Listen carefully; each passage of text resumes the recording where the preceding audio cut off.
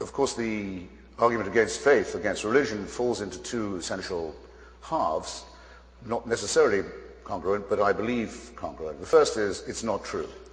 Religion comes from the infancy of our species. I won't say race, because I don't think our species is subdivided by races. Infancy of our species, when we didn't know that the Earth went round the sun. We didn't know that germs caused disease. We didn't know when we were told in Genesis, you're given dominion over all creatures, that this did not include microorganisms, because we didn't know they were there. So you didn't know they had dominion over us. When diseases broke out, it was blamed on wickedness, or sometimes on the Jews. Or if it was by Jews, on the Amalekites, or as you will. We didn't know anything about the nature of the Earth's crust, how it was cooling, earthquakes, storms, all of this were a mystery. Well, we are at least to that extent a reasoning species. Even a conspiracy theory is often better than no theory at all. The mind searches for form. We're now stuck with the forms that we found in our infancy, in our primitive, barbaric past. Well, that could be fine still. No nation can be without mythology or myth or legend. And there are people who say, well, it's not exactly true. Virgins don't conceive. Okay. Bushes don't burn forever. Although why that would be so impressive, I've never understood. Dead men don't walk, and so on and so on. Okay, it's not really true. It does come from a rather fearful period of the Dark Ages, but at least it's nice to believe it. It teaches good precepts. This, I think, is very radically untrue. I give in my book the example, which I'll give you now, of a person very much influential on my youth, and I know on the Reverend's too, Dr. Martin Luther King. My friend Taylor Branch's book about Dr. King, I would rather call him Doctor than Reverend, because I'm sorry to say I think it's a higher title of honor. Taylor Branch's trilogy about him is called Parting the Waters, The Pillar of Fire, and At Jordan's Edge. And everybody literate here knows the story of Exodus and understands what Dr. King meant when he demanded that his people be free of bondage. But if you think about it for a second, it's a very good thing that the good doctor was only using this metaphorically.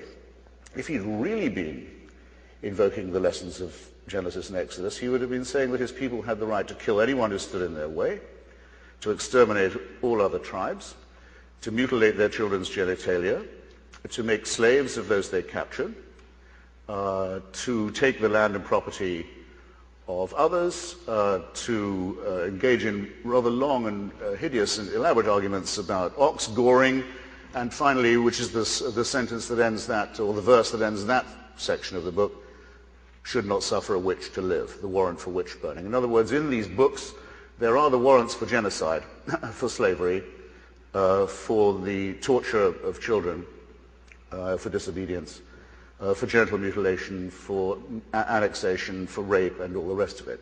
It's a very good thing that this is man-made.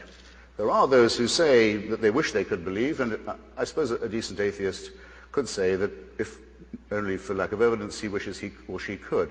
I can't be among their number. I'm very glad it is not true that there is a permanent, unshakable, unchallengeable celestial supervision.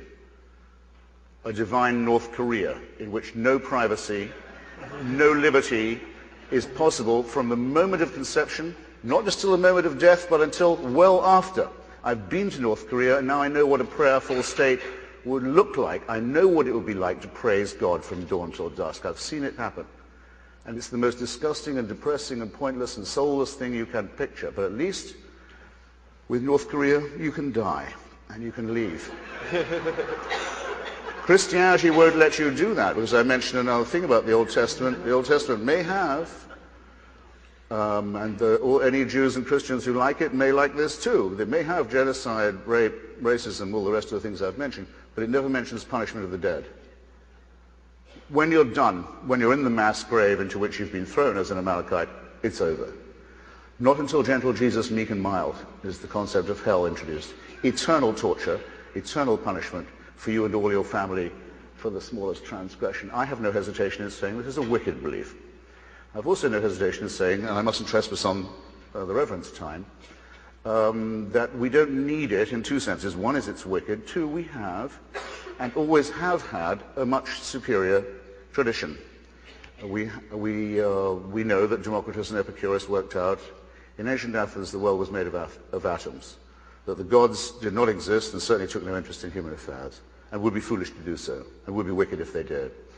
We have the tradition that brings us through Galileo and Spinoza and Thomas Paine and Voltaire and Thomas Jefferson and Bertrand Russell and Albert Einstein, men of great wisdom and insight, by all means struck by the awe-inspiring character of our universe, by all means open to devotional music and architecture and poetry, by all means aware of the transcendent, but look through the Hubble telescope if you want to see something that is awe-inspiring.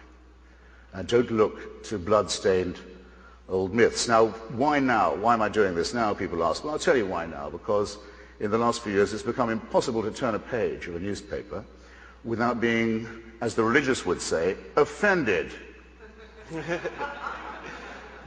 In other words, I don't think I sound self-pitying if I say that I'm offended that a cartoonist in a tiny democratic country in Scandinavia, Denmark, can't do his job without a death threat, and that no American magazine or newspaper would reprint those cartoons, either to elucidate the question or in solidarity.